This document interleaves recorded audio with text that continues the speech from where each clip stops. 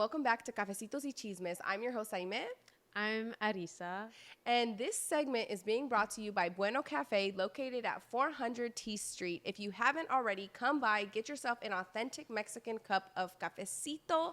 It is a beautiful place, as you can see the artistry behind us. It truly is a place that exudes just community, good vibes. It really is a great place, and they get so many compliments from everyone that comes here. If you haven't, follow them on Instagram so you can keep up with all the latest information on them, which I will put somewhere below.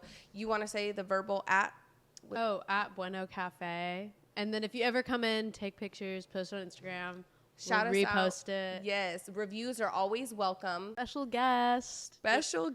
Today we are joined by co-owner of the cafe, Arturo Vallejo, and co-owner of Vallejo's restaurant, located literally down the block, down the street. Arturo, do you want to share the address of Vallejo's? Oh, sure, no problem. My address at Vallejo's restaurant is 1900 4th Street, which is the hop and a skip away from this beautiful place that is called Bueno Cafe, where we do serve every day Café de la Olla, authentic Mexican mochas, latte. Like they say, a latte in English it's a coffee. But in us, in slang, we're te latte un café bueno. Here it is, with Bueno Cafe. Easy. Café de la Olla, we have granito de canela, mazapan. We have quite a bit of Mexican drinks that no one else has. And we located just a block away from Vallejo's restaurant and the coffee shop. They're extremely good, too. Well, we make the best of it. Yeah. So we had, funny enough, let's just share it. Share it. We recorded probably about 10 minutes ago. 10 minutes. 10 minutes in combat. 10 minutes worth of footage, and we weren't recording. So we are starting this all over again. It's okay. I got the hiccups out of the way. There we go. So if you guys have seen Arturo, you know that this is his daughter. Oh, yeah. She's co-host. If you didn't know, now you know. Arisa, how has it been watching your dad be the businessman and so ambitious as he is? I would say it's a unique experience. Like my dad worked hard to make sure all my sisters, we had everything we needed because he worked hard and his family, he'll talk about it. Like he came from seven, he's the seventh kid out of 11. 7-11, baby. Yep, That's he's the right. lucky kid, golden child. But they Absolutely. all worked hard in Sacramento to provide for their kids and make sure we had the great education. We went to great high schools. He always pushed us to go to college because that's an opportunity that was for them, but came with sacrifices, and he never wanted me to worry about that. So that's something that I value, and whatever I do, I know it came from the sacrifices. Like I know my ancestors and everyone worked hard to put my family where it is today, and I think that kind of speaks like thousands. It speaks to thousands. Like everyone looking back and knowing that their family worked hard just so they can be where they are today, and then continue. I want to work hard, so that way one day if I have kids, they can just keep going step forward and forward. I think that's what every kid wants to do. You know what? It is true, and it's in every kid. But you got to plant that seed and let that seed continue growing and continue watering it, because the experience that I have given, like she said, we sacrifice to give them a good education, and I'm sure my daughter and her sisters and my son, they would do the same thing, to sacrifice to give their kids the best there is in this world. And there ain't nothing better than a good education, because no one could take it away. I could give them $1,000, $1 million, but they could lose it or have someone take it away. In education, no one's going to ever take it away. So she's absolutely right. Speaking of planting seeds, what in your life planted the seed in you to be a businessman or an entrepreneur? I always liked being a business owner. I always liked selling and buying. And, if I bought something and if I could make $5 out of it, that wasn't a big accomplishment for me. So that was something that it was always in me, because if I bought a pound of tomatoes, and if I bought the pound of tomatoes for $10 and sold it in the corner, which I used to do when I came to Sacramento, because when we came to Sacramento, we grew up in LA. We didn't know nothing about field, tomato, peaches, none of that. I used to grab a grocery basket, and go downtown and sell peaches, pears, tomatoes, and make a little extra money from what I paid. So that always gave me a drive to continue doing.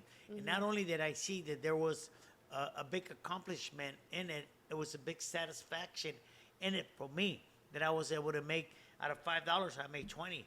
Now out of $1 million, I could make $20 million.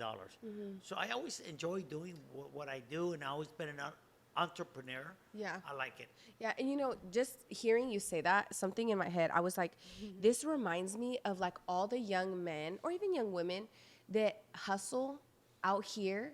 And it's like, if you could hustle and sell drugs, you could literally be a business owner, because in many regards, that's not that you're the same as a drug dealer. Maybe that's a bad comparison, but No, but if you have that drive, if you have that mentality of entrepreneurship, instead of using it to do something that isn't good for the community or good for yourself, right? Because ultimately it's a negative. Being able to apply that to something like a business, opening a cafe or whatever it may be, t-shirt businesses, all the people that we saw start businesses like in COVID, it really goes to show that, having that mentality can really get you far. And I know you mentioned earlier being from LA and growing up in Watts. What was that like? You know what? I'm going to tell you something. At the time, it was rough, but it was a big eye-opener for me, and something that no one could take away, because being brought up in an environment that I was brought up in, La Colonia Watts, it's something that if you're able to walk the streets and go do your daily routine, you were able to survive anywhere.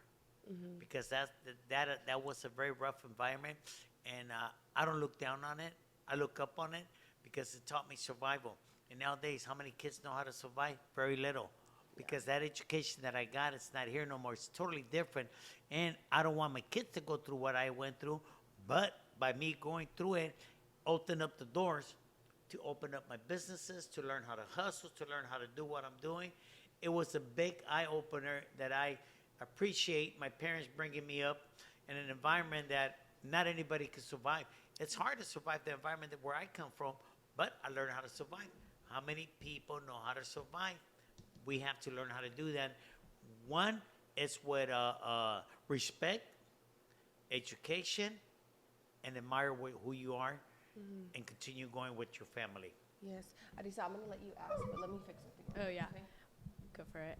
Another thing that I think speaks a lot about your character, and something that I think a lot of people can resonate with or connect to, is you grew up in Watts, but you're from, we all visited Halos Atiklan in Halos, and I think you being born and raised there, living in that environment, and then coming at a young age to the U.S. and seeing how Latinos, Hispanics get treated here, it's like a world shock. And I think that's something that some people do face, but that's something I didn't face the same way you did. I had a different experience, and I think that shows, like, when you say survive, I think everyone survives in this world in a different way. Sorry. Go ahead. You're absolutely right. Being brought up, como dicen, el corazón de los Altos de Jalisco en Halos Totitlán, it's a beautiful town. And like you said, being brought up, it's totally different. But you're right. But do we keep our culture? Yes. Do we go back? Yes. Why? We don't forget where we come from and who we are.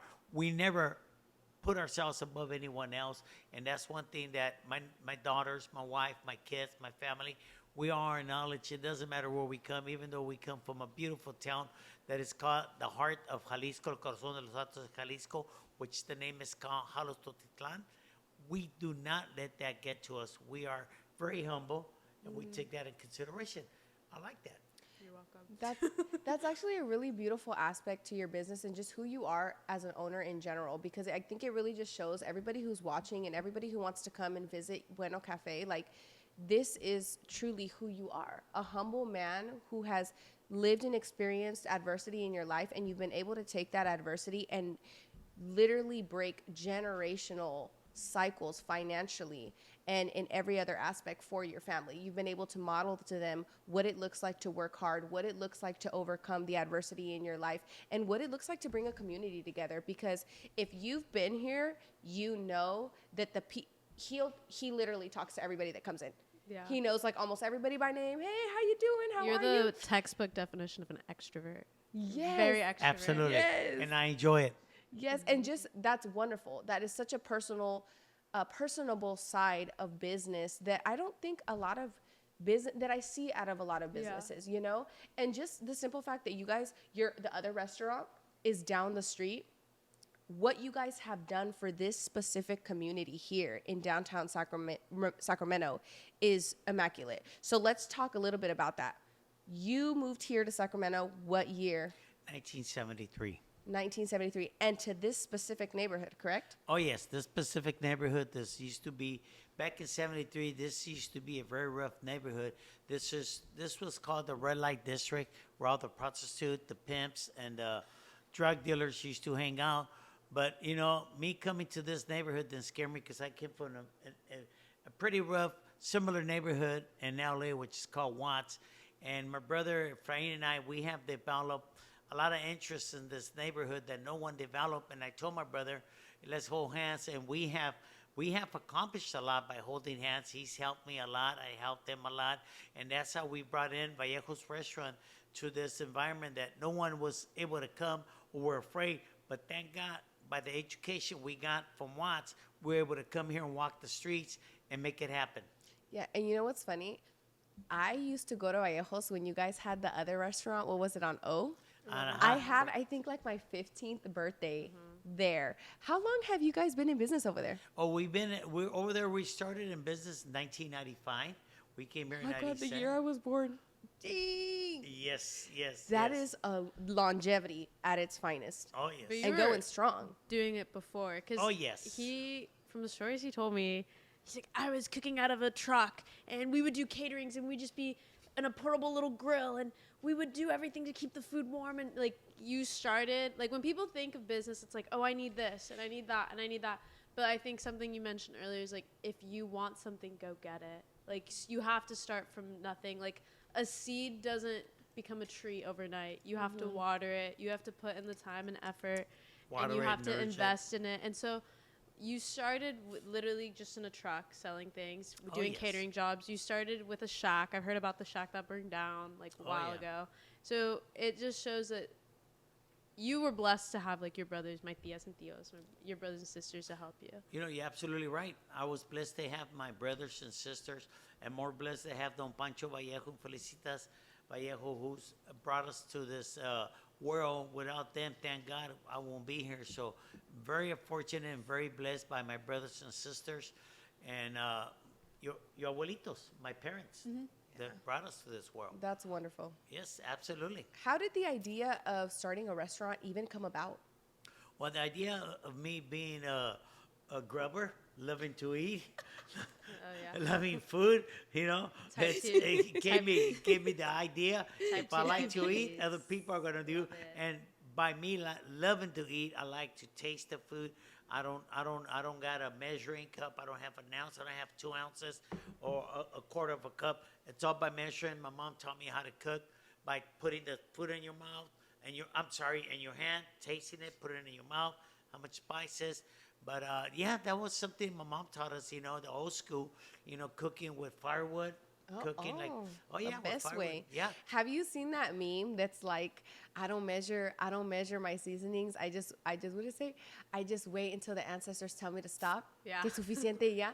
And that's hella funny because as Latinos, we really cook like that. Just wing it. Yeah. I really don't know many of us that measure. A lot of us are just, it looks good. Looks about, smell it, taste it. Exactly. Cuchara on the mano. Totally. Exactly. He has a heavy hand with salt. So all the old school generation does, I swear. We all do, yes. Fun fact about Art. That Yes. is his hilarious. salt shaker right on deck. Yes, but definitely, you know, that's how we were brought up, is by tasting the food, getting the taste. And for any reason, if we put a little too much in it, we just add more water. If we're making caldo, menudo, pozole, or we're making beans and it came a little too salty, we always like to leave backup in case they get too salty, there's not enough manteca for the flavor, or we want more manteca, we doctor it up. But we never had measuring spoons. We never grew up with a guidelines of how much teaspoon of this, teaspoon of that. How about a chorro of this? How about a chorro of this? That's how There we you grew go. up. And that's how we got the authentic Mexican taste, and we still have it. I got my mom's recipes behind Vallejo's restaurant, and I got my recipes here in la cafeteria because I'm in business with a coffee shop because I love coffee.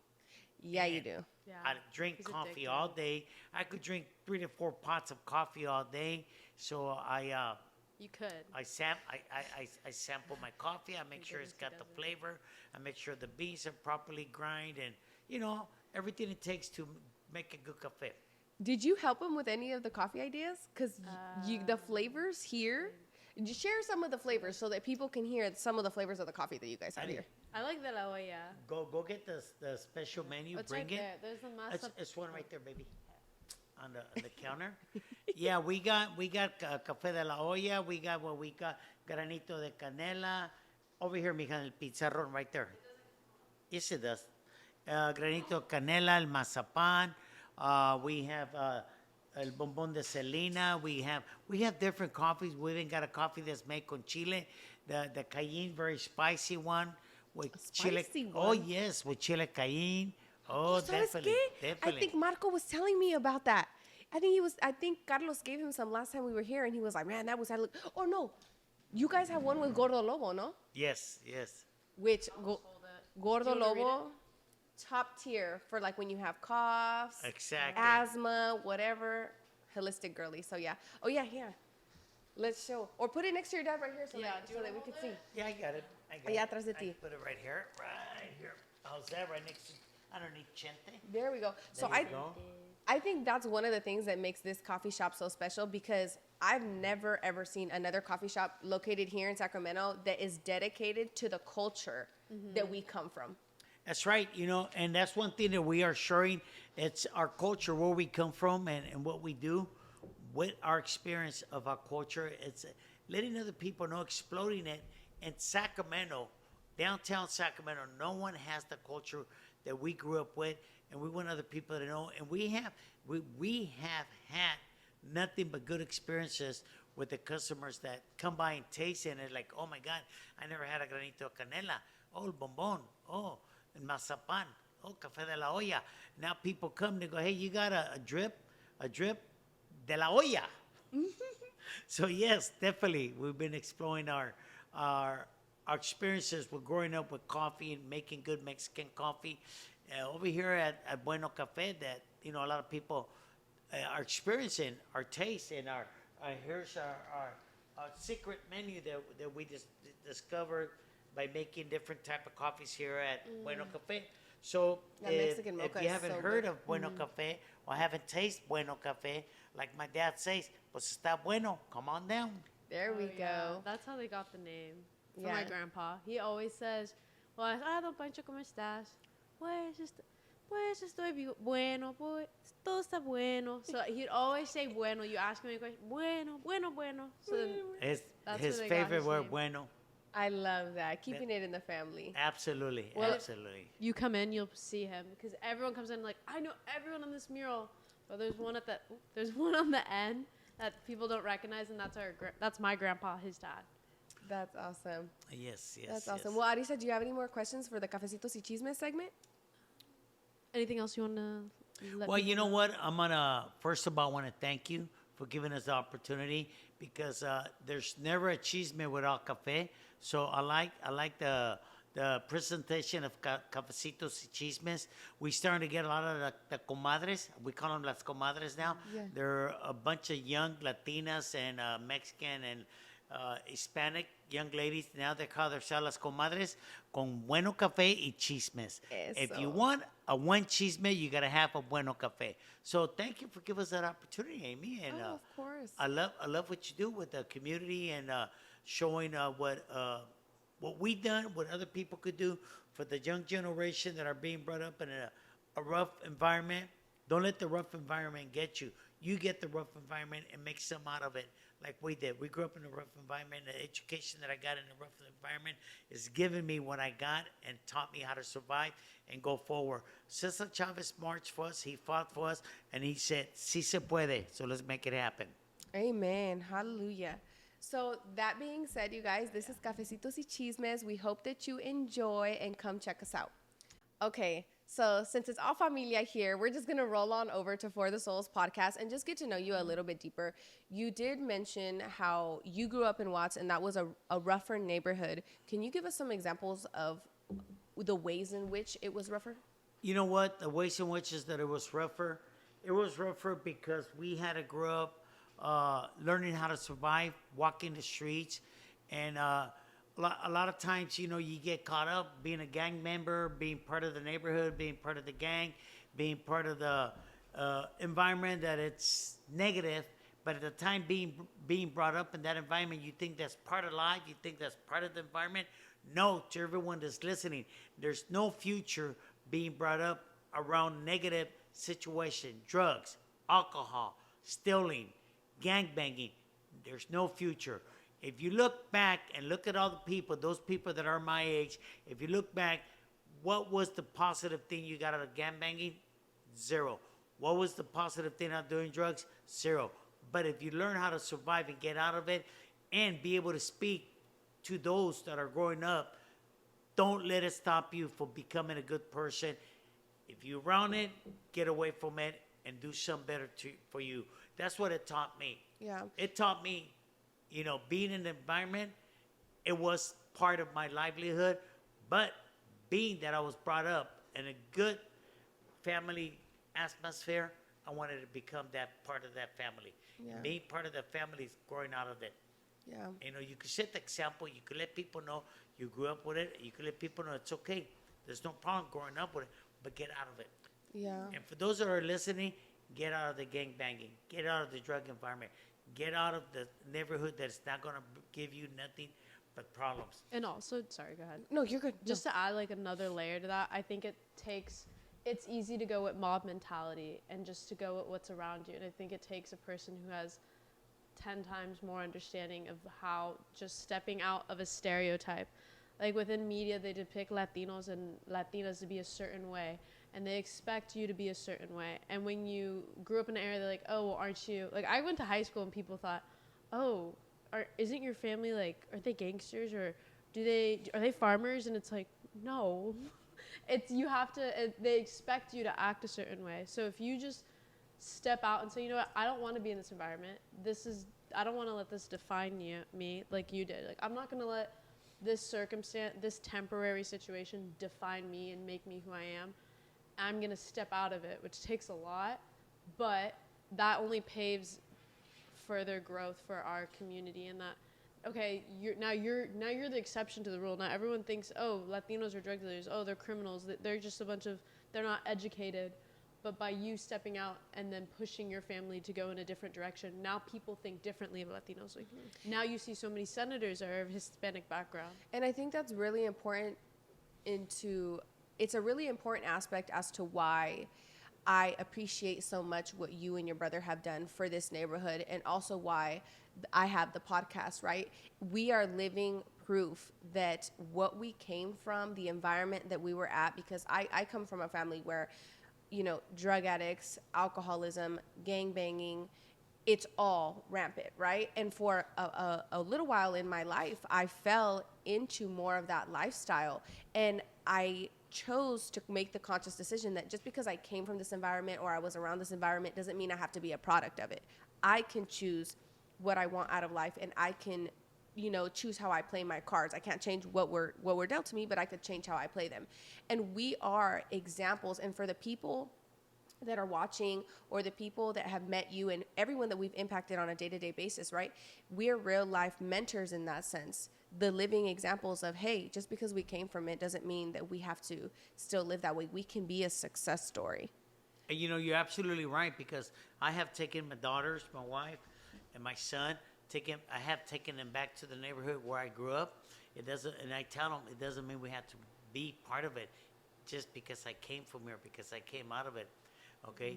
I want you guys to know there is something better in life than what you guys seem to think that where your dad came from is part of life. No.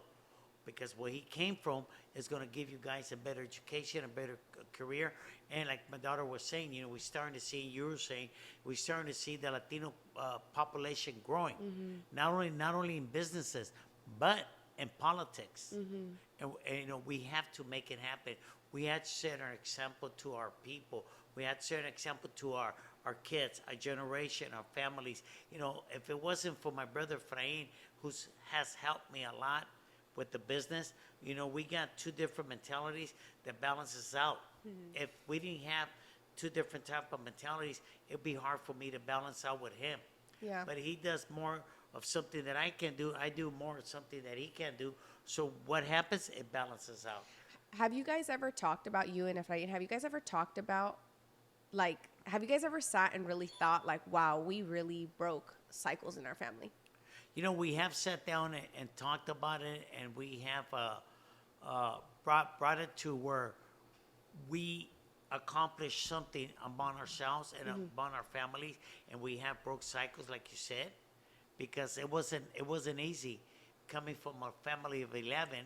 You know, where at one time all it was tortillas y salsa y chile, frijoles, but that, let me tell you, that never dies. Yeah. Tortillas are making this world go around circles. Yeah. Tacos, frijolitos. I think as you know? Mexicanos too, we're very frugal.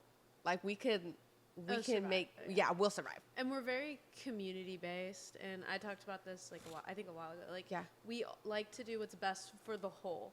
Yeah. And like always grew up with hearing stories of how, like, I know Tia B, like my Tia B, she's likes to sell things, she'd go to San Francisco, and she would tell me, oh, your dad would come with me and we'd take the bus, and he would always make sure like I was okay, and just helping her do something she wants. And likewise, like she helps you, and then our family's just so competitive too, but in a good way. Yeah. So like my tias are always like, you can do this, you can do this, you can do it, go do it. Like when I got a job at the state, my tia Laura was like, you can do it, you can do it. And just like, not competitive, it's like competitive and like, Encouraging. you can do this. Yeah. Like Yeah. you got this. Encouragement, Yeah, exactly. encouragement. And it's like, I know my tias who came from such a humble background, my tios who came from such a humble background, and they're able to like get these successful degrees degrees and jobs, and they'd be like, you can do this. Like just, Yeah. and I think that speaks millions when you have a family and you have a community that's like, you got this. And I know not a lot of people, but if you just, there's someone there. There's always Yeah. at least one person, and you may not realize it, but you got one person that's in your corner, and they'll help you. And- Absolutely. And that's I why agree. it's so important too to make those connections with strangers. Because like I think to myself, man, you know, like when you go to like your abuelita's house Oh, yeah. and you like have tortillas, and even if it's just like huevitos and frijoles, you know, and everyone gets to eat. Somehow everyone gets dog. to eat. All the friends come over, everyone gets to eat. I think about that in our culture, and it's back to what you said. There's that community with us, you know. There's that love that we have for Exactly. each other, and just helping each other in every aspect. And even you allowing me to be here and do my passion, you know, here at this beautiful cafe that you have, like it shows that unity, and being able to platform all the wonderful people that we're going to be able to platform, and the few people that we have in yourself. Like it's such an amazing opportunity, and really just highlights the beautiful part of where we come from and who we are. Well, it's a pleasure to have you, and I really appreciate your time. And, you know, we take in consideration what we do for one another, and there's nothing but love and respect, and we got to continue doing it, supporting each other, you Yeah. know, helping each other, push everybody forward and continue going forward, you know. Yeah. Never go backwards. Continue Yeah. going forward. Amen. And you're the baby of a big family, right? What was No, middle? I'm the Oh, middle the one. middle? He's the dead middle. Yeah. Oh, the middle of the Yes, family. How yes. was that being the middle? You know, I tell you something. It was great because I never got new shoes. I always got handy downs. Even my calzones, my boxers were handy down. Even my T-shirts were handy down. Being the middle one, Recycled. it was tough. You know, it was tough. But I tell you something.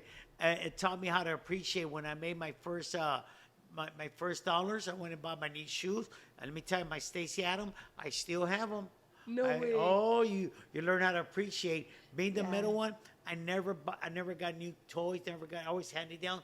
But it's okay because it taught me how to survive by me working for when I wanted, and being the middle person. To me was awesome because I knew how to learn from the youngest and how to learn from the oldest. Not because I was growing up with the oldest ones doesn't mean I was going to learn from them. I learned from the younger ones Yeah. and learned from the oldest one, and vice versa. We all hold hands together. But no, being the middle child, it was a very challenging situation in my life. I enjoyed it. I Yeah. enjoyed it. It was great. Yeah. And what age were you when you moved here to Sacramento? Here, I was 13. So right at your adolescence. What was that adjustment like? You know, it was pretty tough. Like I said, you know, coming from LA with a chip on my shoulder, being brought up in a rough environment, it's like I don't take shit from nobody. Yeah. You know, but it taught me how to respect and survive a different type of neighborhood, livelihood, different style. So then right there and there, I started changing. You know, I started changing because when we came to Sacramento, this was considered a cow town. Really? Oh, yes, the cow town. didn't It's know It still was undeveloped, yeah. yeah, undeveloped, yeah. Really? Being that it's the capital of California, Yeah. you know, it was very mellow and it's very easy going. Wow. Yeah. And it's changed so much. Oh, it's changed so much.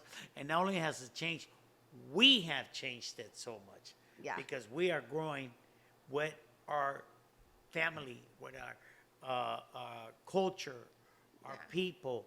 You know, if you look at it, you know, our people, our culture, our family, we are growing, we are progressing. And we got to teach our younger generation, our family. My son is teaching his sons how to become better people in this world. You know, we are teaching, we are growing up together as unity. Yeah. And I love what you guys have done for this area. Like, even when I think about Southside Park, right? And how Right. it's kind of like a tribute to our culture. And then La Guadalupe that's right there. Like, it just makes all the sense. Vallejos, the cafe, the church right there. It's a beautiful area for us to be coming up in brown business and brown entrepreneurship and brown girl bosses doing your thing. Like, that is awesome. I love that. No, absolutely. It's absolutely a great experience, you know, being brought up in this neighborhood, this association that's around us, like you said, the Lady of Guadalupe, Southside Park. You know, Southside Park being that it's a very Latino brown neighborhood association park. We have a lot of family festives. People are copying us now. Now we are starting to get people, because that was our landmark, you know, Yeah. Cinco de Mayo, Mexican Independence Day, Yeah. the cruising. Now you're starting to get other generations that want to do what we did. Yeah. It's like, whoa, you know, they want to put up carritos de elotes, de paletas, de tacos. We brought that into this neighborhood. Now you're starting to get the African Americans bring in their, what is it? They have the fried food, the soul food over here. The Oh Southern yeah, cooking. I've Yeah, seen yeah. I've seen when they get But together. we, our culture, we brought that where people didn't think it was a good environment. Now you even got other generations bringing other type of food that we have developed here and opened up the doors and the eyes for other people. That it's not just our culture; it's other people. Yeah. But they just don't know how to get that out of the eggshell. We have gone out of the eggshell Yeah. and developed a lot of avenues Yeah. around here. Nice. Arisa, do you have any other questions before closing? I think you can end it with the last question if you want Okay, to. so Go last for it. question. If you had any advice to give to your younger self, what would it be? Education. That's it. Good education. Grab your education and run with it as far as you could, because it'll take you a long way. There's nothing in this world that could get in front of you if you got an education. 100%. That is golden. Well, thank you so much, Arturo, for being on here and showcasing yourself to everybody who comes into your business so they know you on a more personal level. I'm sure that for the most part, everybody who's been here knows who you are, knows you on that kind of personal Or seen level. him running And if Yeah. you guys come to visit this beautiful establishment, Bueno Cafe, for any reason, if I'm not here, my name is Arturo Vallejo. You can always look up my business partner, Carlos Talamantes. He's always here. And if you think I talk, get a hold of Carlos and make him know you're here to visit me or him, and he'll give you the big warm welcome. And if you don't want to be overwhelmed with a conversation, talk to my tío Freddy. There you At go. Vallejo's. He's like my dad, but like a little, take it down a notch, not as Más calmado, más calmado. He's a Yeah. little more But chill. he'll He's break chill. he'll break down a shot of tequila for you guys. Ooh, sure. Come on. in our style. Well, There all you right, go. you guys. We hope that you enjoyed this episode. We have a few amazing guests coming up in the weeks to come. We really hope that you enjoy. If you're watching this and you would like to see someone on here or us promote someone's business or whatever it may be in the Sacramento area, please feel free to leave a comment, reach out to Arisa or I will put our ads. And yeah, thank you so Yeah, much. absolutely. Feel free to reach out, and if for any reason you guys want to come by and visit us, come by and visit us in regards to what you've seen here, or you want to be part of it, come by and see us at Bueno Cafe or at Vallejo's Restaurant. Yep. All right, you guys. Goodbye. Peace out. Adios. Si se puede. Si se puede. Make it happen.